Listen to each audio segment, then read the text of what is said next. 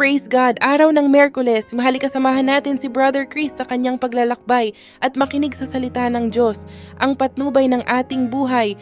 Makinig tayo. Ang Bible verse sa araw ng Miyerkules ayon sa Pangalawang Hari, chapter 19, verse 19, si Haring Hezekiah ng Huda ay nananalangin sa Diyos na iligtas sila mula sa kamay ni Sennacherib, ang hari ng Assyria. Ang kanyang panalangin ay nagpapahayag ng isang malalim na katotohanan. Si Yahweh, ang Diyos siya lamang ang tunay na Diyos. Narito ang ilang mahahalagang punto mula sa talatang ito. Una, panalangin para sa kaligtasan. Prayer for salvation. Si Hezekiah ay nananalangin para sa Diyos na iligtas sila mula sa pagsalakay ng Assyria. Ang kanilang kaligtasan ay nakasalalay sa Diyos, hindi sa kanilang sariling lakas.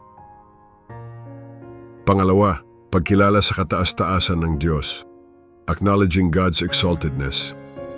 Ang panalangin ni Hezekiah ay nagpapakita ng kanyang pananampalataya sa Diyos bilang ang tanging tunay na Diyos.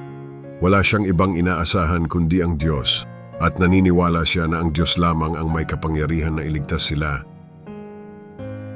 Pangatlo, pagpapahayag ng katotohanan, expressing the truth. Ang panalangin ni Hezekiah ay naglalayong ipakita sa lahat ng kaharian sa mundo na ang Diyos lamang ang tunay na Diyos.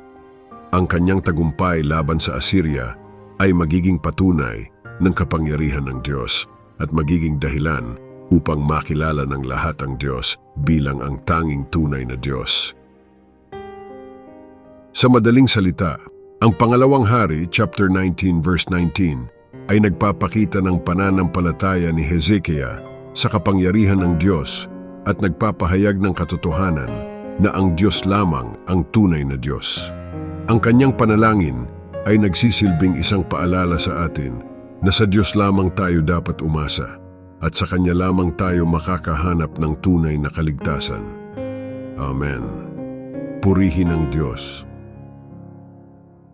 Thanks God! Nawa nagustuhan niyo ang video. Sa ngayon lang po nakapanood ng video ay follow niyo po si Brother Chris sa kanyang YouTube.